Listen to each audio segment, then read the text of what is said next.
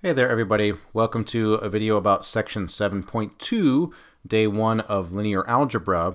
We concluded the last video by talking about how we will need some linear algebra to solve systems of differential equations. So this section and then the following section are that linear algebra, that material that we will need, this algebra material that we will need to solve systems of differential equations. So this is just the first step towards learning that linear algebra. So you're going to be given a crash course in the linear algebra that you need for the calculus that we care about. Okay, so section 7.2 exists to answer the 7 questions that are listed here. Things like, what's a matrix? How do you add matrices? And so on. I should say real quick that I'm going to answer 6 of these 7 questions for you in these videos. I have a line right here because I'm chopping this material into 2 videos, hopefully just to keep things streamlined and digestible. But anyway, question 3, there's a link in the description box of this video to another video that explains this better than I can with these slides. Okay, so explaining how matrix multiplication works is not particularly difficult in class if I were at the board and you could watch me like move my hands. However, given the limited resources I have at the moment, I'm not sure what the best way is to explain that material, so I'm punting off to like a Khan Academy video or something. Anyway, so you'll be given a link to a brief video that will answer question 3 for you. The other 6 questions I will answer for you, 4 of them in this video, so questions 1, 2, 4, and 5, and then we'll take a break, and then we'll do a brief little finish off of questions 6 and 7 in the next video. Question 1, what's a matrix? A matrix is basically a table, a rectangular table.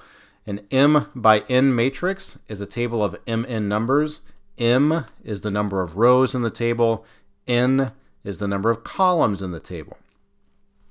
Okay, so matrices are denoted with capital letters like A or B. Little a sub ij, that's the ijth entry of A, the entry in row I and column J. So for example, A12, that means go to row 1, go to column 2, and in this matrix down here, you see a 0 there. Okay, so a matrix is just a table, or if you like, an array. Fancier way of saying table. There's special language for matrices with only one column. If a matrix has only one column, it is called a vector. So here's a vector of length 3. As I said a second ago, matrices are usually denoted with capital letters. Vectors are usually denoted with lowercase letters that are bold, like what's shown here, bold A or bold B. If we were in class, it of course is hard to write a bold letter on a board, so sometimes, as I'm sure you remember from Calc 3 or whatever, you can just write a little arrow over the letter. And lastly, 2 matrices are equal or the same if they are the same. Okay, so A and B are the same matrix if all the entries of A equal the corresponding entry of B. Question 2, how do you add or subtract matrices? If A and B have the same dimensions, so they are both M by N, then A plus B is another M by N matrix whose ijth entry is just take the 2 entries of A and B that correspond to the same position and add them. So just for an example here, here's a 3 by 4 matrix, here's another 3 by 4 matrix. You just add them component-wise or coordinate-wise. So I take this one right there, add it to this negative one right there, and get that 0 right there. This 7 right here, this 2 right here gives you that 9 right there, and so on. That's how you add matrices. It's just component-wise. Now, if somebody asks you to do this addition, this 3 by 4 matrix plus this 2 by 2 matrix, your reaction should be a confused shrug. Okay? Matrix addition is only defined if the 2 corresponding matrices have the same dimensions. Okay, so this matrix plus this matrix is a shrug. Who knows? It's not defined. Subtraction works the same way, right? If you do matrix A minus matrix B, you're just doing subtraction coordinate-wise or component-wise. Question 3, how do you multiply matrices? As I said earlier, there's a link to a video in the description of this one.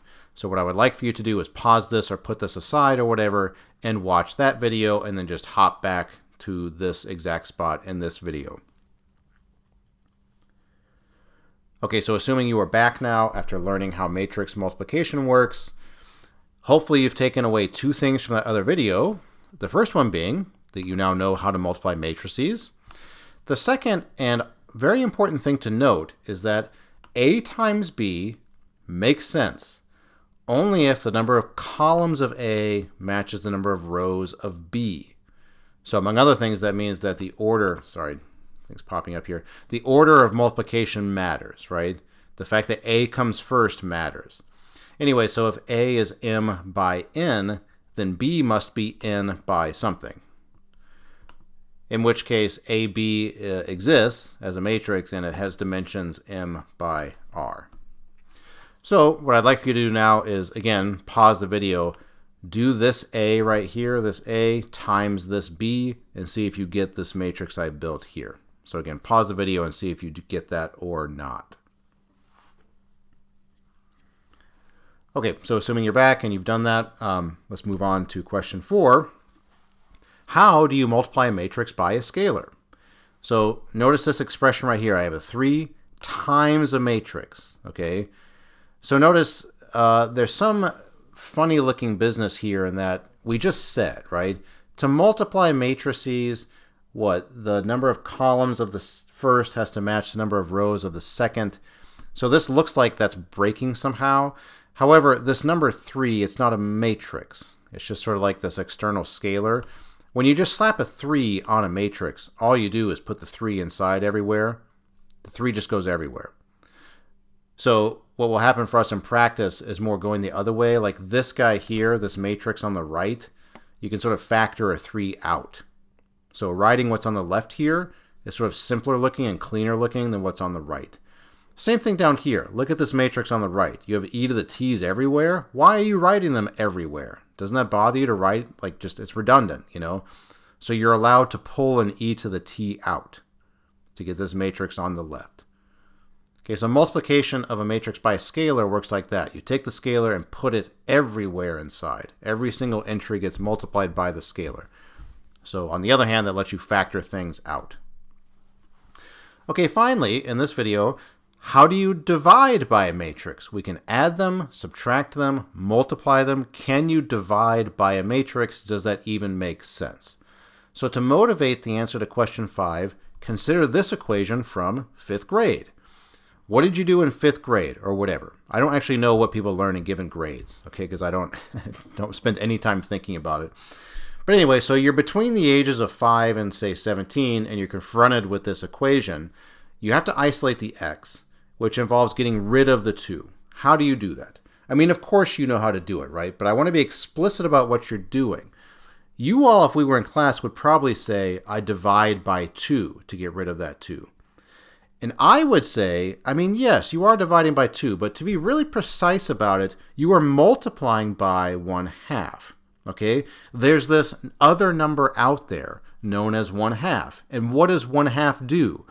When you multiply 2 by 1/2, they cancel out. Right? That is 1/2. That's what 1/2 is designed to do. So 1/2, or if you like, 2 inverse, 2 to the minus 1. 2 to the minus 1 is a thing that exists. And when you multiply both sides of this equation by 2 to the minus 1, what happens? You get just x on the left-hand side, as you wanted. You get 7/2 on the right-hand side. Or if you like, you get 7 times 2 inverse on the other side. Okay, so that's how division and equation works, again, in 8th grade. All of you know this, I'm sure. But the punchline here, and what we'll take away from this to think about matrices, is that dividing by a number b, you don't have to think of it as division. You can conceptualize it as multiplication, multiplying by 1 over b or by b inverse. And it's worth noting, some numbers, like say 2, have an inverse, right? 1/2 exists. Some numbers, though, do not. 0 being the most salient example, right? 1 over 0 does not exist. So if you're dealing with real numbers, right, 0 is the only number that doesn't have an inverse. There are other numeric universes, though, where there are plenty of numbers without inverses. But anyway, it's worth pointing out, right? Some numbers, you can divide by them. They have an inverse. And there's at least one number in this context which does not have an inverse. You cannot divide by 0. Okay, so now let me kick things up a notch to two equations, two unknowns. Why would you even care about dividing by a matrix? And what context would that even come up? So consider this system of equations here. I claim you can rewrite these two equations as this single matrix equation. Okay, so I claim these two dudes here, like reading that means the same thing as reading this. Let's unpack why, okay? At this point, supposedly you know how to multiply matrices, right? So if you multiply this 2 by 2 matrix by this 2 by 1 matrix, what do you get? You get a 2 by 1 matrix, right? 2 by 2, 2 by 1 gives you a 2 by 1. What does that 2 by 1 matrix looks like? Well, you got to do this 2 times that x to get a 2x. Then you got to add this -1 times that y. So 2x minus y is what you get as a top entry here, right? And then 4x plus y as the bottom entry. So top entry is 2x minus y, and that's being equated to the top entry over here, the 5. Then you have 4x plus y as the bottom entry over here, being equated to the bottom entry down there. Okay, so this matrix equation is saying the same thing as these two separate equations. You've just sort of compactified things. Basically, you've just sort of pulled off the coefficient data into a matrix. So the coefficient data is like its own thing now. Okay, so all that to say, in Algebra 2 or whatever, if you see this 2 by 2 system, what is your goal? Your goal is to figure out what x and y are, I suppose, right? So in this matrix equation, your goal is the same. You'd like to know what x and y are. Well, that would involve getting x, y, this vector, by itself. How could you get this by itself? Well, this matrix here, this 2, -1, 4, 1, if you could like divide by it, right? If you could divide both sides of the equation by it, then you could get this xy thing by itself. Just like here, right? This original example, you have this unknown thing here, and what's attached to it is like this constant thing. As long as that constant thing has an inverse, you can multiply by it and thereby get the x by itself. Same thing here. The xy vector is what's unknown. If this 2, -1, 4, 1 guy had an inverse, you could divide by it, however you want to say it. You could do that division, divide both sides of the equation by this matrix, and get xy by itself. Is that possible here? It depends, just like with numbers, right? 0 doesn't have an inverse, so you can't divide by it. Some matrices don't have inverses. Some matrices you cannot divide by them. So here's a theorem. 1 over A, or A inverse, however you would like to conceptualize it, that thing exists if and only if the determinant of A is non-zero. So the determinant, recall, of a 2 by 2 matrix is a little x thing, right? You do 2 times 1, then minus 4 times -1. So any square matrix has a determinant. And for our purposes, it doesn't matter how you calculate it or whatever. For our purposes, all we care about the determinant is that it's a tool that lets us know if a matrix has an inverse or not. Okay? A matrix has an inverse if and only if its determinant is non-zero. And by the way, determinant, as you might expect, is something that Wolfram can calculate for you if you need to know it. Okay? So anyway, in this case, the determinant is non-zero, right? I get, again, what was it? It was 2 and then minus a -4. That's not 0. So this matrix here has an inverse. So let's let A be that matrix. I want to find A inverse, so I can multiply both sides by this.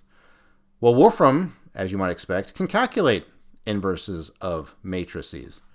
So if you want to see that, you can just Google Wolfram matrix inverse calculator or something, right? Just whatever Symbolab thing you want to do, right? You can hand Wolfram or Symbolab this matrix and ask it for its inverse, and this is its inverse right here. Okay, so I multiply both sides by A inverse, and what happens? Here's like A right here, and then you're multiplying by like 1 over A, so this matrix gets canceled out on the left-hand side. On the right-hand side, here's the inverse of A, right? You got to multiply it there, times 5, 3, and when you do that matrix multiplication, you get this result right here, 4/3, negative 7/3. So what does that mean? That means that x is 4/3, y is negative 7/3.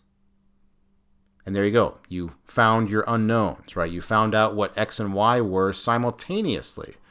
And you did this without having to worry about substitution or elimination or whatever, right? So as long as you can find matrix inverses like this, and when I say you, I mean Wolfram really, right?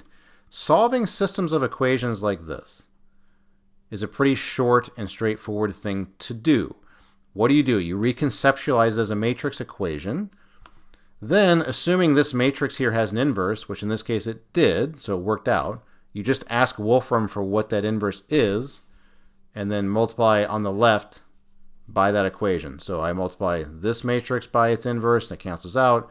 And then on the left, I multiply the inverse matrix there by 5, 3. So the punchline there, right, is that you can, quote, divide by a matrix, where by divide by you mean the matrix has an inverse. Like 2 has a half, right? This matrix A has like a 1 over A, and you can multiply by that if it exists. Okay, so at the end of this video, we have now 5 questions answered. What's a matrix? How do you add them? How do you subtract them? Those are sort of 2 questions, right? How do you multiply them? How do you divide by them? And then how do you scale by a scalar, right? That's somewhere in here, right? So at this point, you should understand those 5 things.